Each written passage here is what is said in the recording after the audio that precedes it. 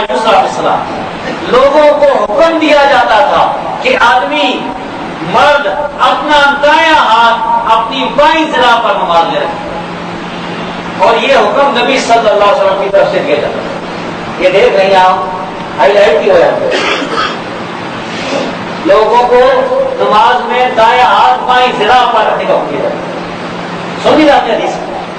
اب اس کا مطلب سمجھیں، ذراع کسے کہتے ہیں؟ ذراع یہ میرے پاس کتاب ہے القاموس الوحید، یہ لغت کی کتاب ہے۔ ظاہر لغت کا کوئی معنی ہوگا تو اس کے لیے لغت کی طرف رجوع کرنا پڑے گا، کوئی انگریزی کا لفظ ہے تو انگریزی کی کتابوں کی طرف، کوئی عربی لفظ ہے تو عربی لغت۔ یہ میرے ہاتھ میں جو لغت ہے یہ دیوبندیوں کی معتبر چھپی ہوئی ہے، دیوبندیوں کی، یہ وہی زبان ہوا ہے، جوادی نہیں ہے، یہ دیوبندیوں والا ہے کوئی زبان۔ اچھا، ادارہ اسلامیات کی چھپی ہوئی ہے، اس میں صفحہ نمبر 568 پر لکھا ہوا ہے، سن لیں، انسان کا ذراع کوہنی کے سرے سے درمیانی انگلی کے سرے تک ہوتا ہے۔ یہ کوہنی کے سرے سے لے کر درمیانی انگلی کے سرے تک ہوتا ہے، یہ ہے لکھا ہوا، یہ القاموس الوحید، یہاں میری انگلی ہے، اس میں یہ لکھا ہوا ہے۔ یعنی ذراع کسے کہتے ہیں؟ ذراع کہتے ہیں کونی سے لے کر اس انگلی تک۔ اب یہ ہاتھ رکھنا ہے ذراع پر، یہ دیکھیں، یہ میں ہاتھ ذراع پر رکھا، بس آدھی ذراع پر نہیں رکھنا کہ آدھا یہاں رکھنا ہے نا، پوری ذراع پر رکھنا ہے۔ یہ صحیح بخاری کی حدیث ہے۔ جب پوری ذراع پر ہاتھ آئے گا تو کدھر آئے گا؟ ناف کے نیچے لے کر دیں، تو پھر کھڑے نہیں رہ سکتے، کھڑے ہوں گے تو پھر یہ سینے پر ہی آئے گا۔ تو صحیح بخاری سے ثابت ہوتا ہے کہ سینے پر ہاتھ مارنا چاہیے۔ سمجھ آ گئی کہ بات؟ کہ صحیح اگر مسلمان کی حدیث نہ بھی ہوتی نا تو صحیح بخاری کی ذرا والی حدیث ہے، ذرا پر ہاتھ رکھیں پوری پر، آدھی ذرا پر ہاتھ رکھیں آدھی پر رکھیں، یہ کدھر سے پھر خاص مسئلہ چاہتا ہے، جس کی تعریف میں کون حدیث بھی سنتا ہے۔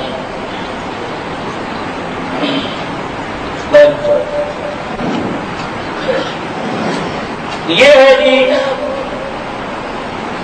یہ آج کا جو موضوع ہے یہ خالص علمی موضوع، تو غور سے سنیں سب۔ ایک ہوتے نا کسے کہانیاں کے لیے آپ کو کوئی باعث آتا سبھا دے کر، آج ہم نے اس اعتراض کو ہمیں توڑا ہے، ایک بڑا اعتراض جو اہل حدیث کے خلاف کیا جا رہا ہے پروپیگنڈا کہ اہل حدیث کی نماز ثابت نہیں۔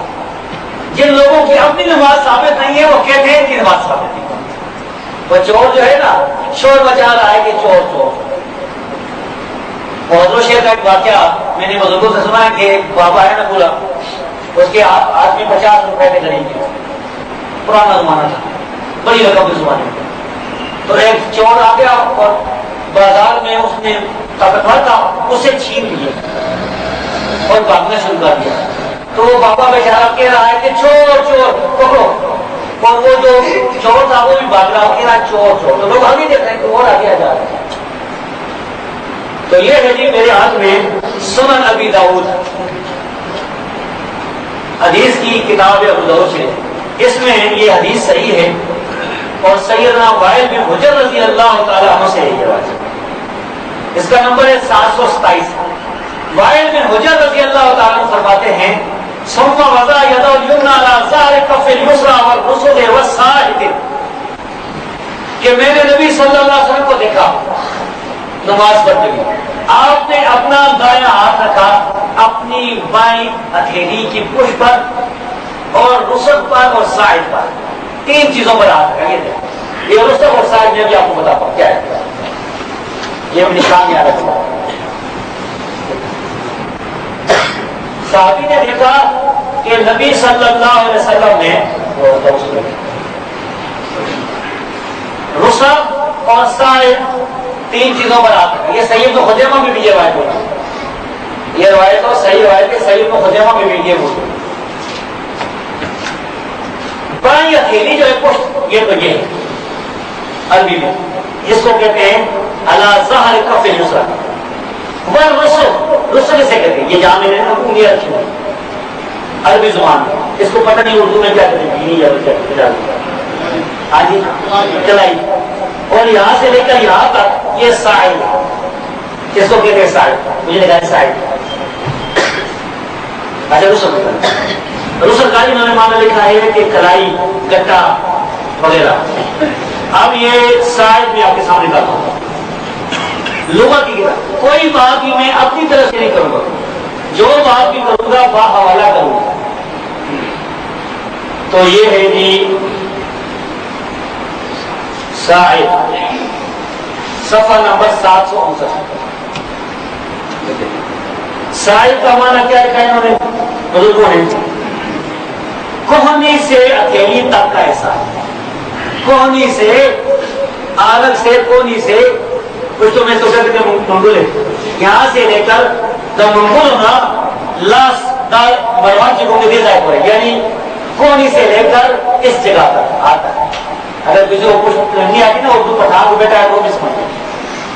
تو اب آپ غور کریں کہ ہاتھ نبی صلی اللہ علیہ وسلم نے رکھا ہے اپنا دایاں, بائیں اکیلی کی پشت پر, رسل پر, سائد پر. تو کدھر خود تو سینہ بناتا ہے کہ نہیں؟ کوئی آدمی بھی, کوئی لمبا ہے چھوٹا ہے, اس طرح اپنا ہاتھ رکھ کر دیکھ لے کہ اس کا ہاتھ سینے پر آتا ہے یا کتاب کے نیچے جاتا ہے. تو سینے پر جو ہاتھ باندھا ہے میں نے 3 دلیلوں سے ثابت کر دیا. ایک جو حدیث ہے وہ مسند امام احمد سے جو صاف صاف سینے کے الفاظ ہیں علی صدری, اور 2 حدیثیں, ایک صحیح بخاری سے اور ایک سنن ابی داؤد اور صحیح ابن خزیمہ سے آپ کے سامنے میں نے رکھ دی, جس سے یہ ثابت کر دیا کہ نمازی کو نماز میں ہاتھ سینے پر رکھنے. اب جو ہمارے بھائی وہ رکھتے ہیں وہ اس کا وہ خود جاتے ہیں